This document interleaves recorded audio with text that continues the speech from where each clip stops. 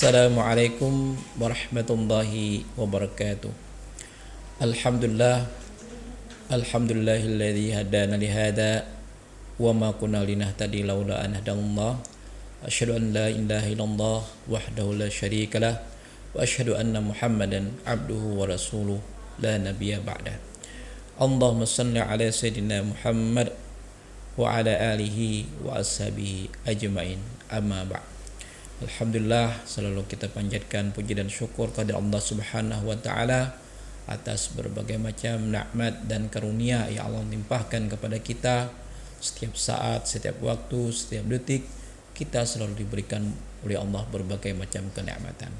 Yang kesemuanya itu tentu wajib kita syukuri untuk beribadah kepada Allah dan berbuat kebaikan kepada sesama manusia dan makhluk-makhluk Allah yang lainnya. Pada kesempatan kali ini kami ingin mengambil tema yaitu orang-orang yang berhak menerima zakat.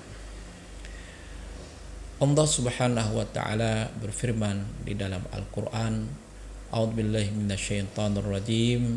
Innamas shadaqatu lil fuqara'i wal masakin wal 'amilina 'alaiha wal mu'allafati qulubuhum wa fir riqabi wal gharimin wa fi sabilillahi wa ibnas sabil faridatan minallah wallahu alimun hakim. Sadaqallahul azim. Ayat surat Taubah ayat 60 ini merupakan dasar daripada orang-orang yang berhak menerima zakat, baik itu zakat fitrah ataupun zakat mal.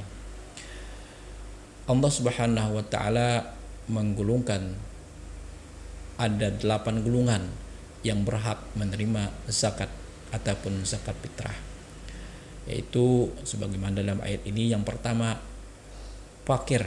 Nah, fakir di sini adalah orang yang sangat miskin, lebih miskin daripada paling miskin.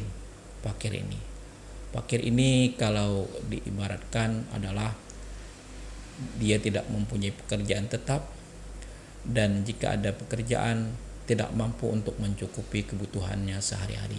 Misalkan jika kebutuhannya memerlukan satu hari 100.000, dan jika dia bekerja dia cuma mampu menghasilkan uang sebesar 20.000, jadi banyak kekurangannya lagi. Dan ini bisa kita contohkan misalnya juga seperti orang-orang tua renta yang tidak ada pekerjaan, atau orang-orang yang sakit yang juga tidak ada pekerjaan, tidak bisa bekerja. Nah, dan keluarganya juga mungkin tidak ada. Nah, ini adalah termasuk fakir yang sangat miskin sekali. Dan ini yang paling utama dan yang paling abdal diberikan zakat ataupun zakat fitrah. Yang kedua, yang berhak menerima zakat fitrah itu ataupun zakat mal dan zakat lainnya itu adalah miskin. Nah, miskin ini lebih naik tingkatannya daripada fakir tadi. Dia juga tidak mempunyai pekerjaan tetap, pekerjaan serabutan.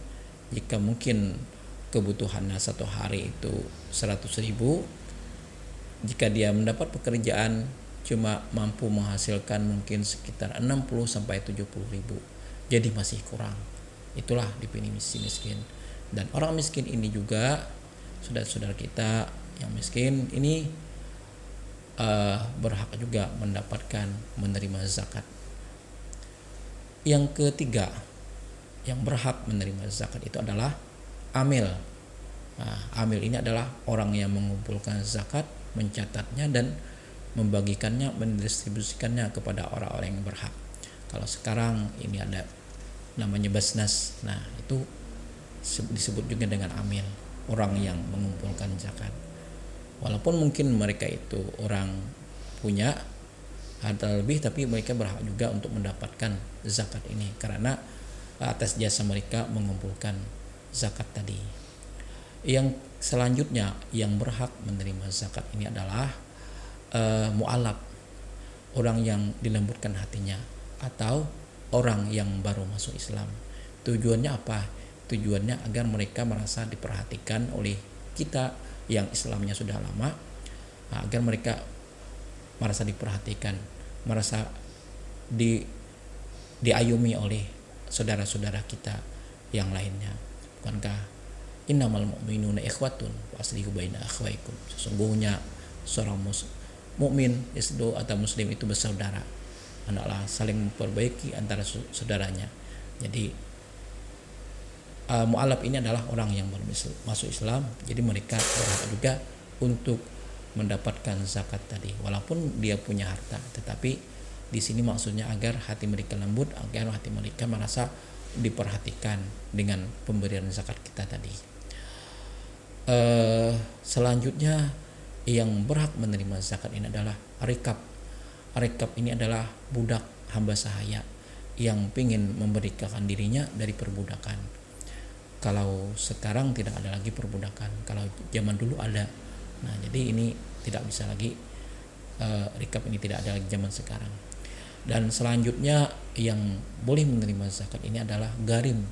Garim ini adalah orang yang terlilit hutang, orang yang bangkrut, tetapi dia terlilit hutang bukan gara-gara judi online, bukan gara-gara mabuk-mabukan, bukan gara-gara bermaksiat, tetapi memang dia terlilit utang karena kebutuhan sehari-harinya atau usahanya bangkrut, maka dia mempunyai tanggungan hutang, maka dia boleh juga mendapatkan zakat tadi, menerima zakat tadi. Yang ketujuh yang boleh menerima zakat ini adalah fisabilillah, orang yang berjuang di jalan Allah. Kalau zaman Nabi dulu mereka adalah ikut berperang bersama Rasulullah melawan orang-orang kafir, orang-orang musyrik.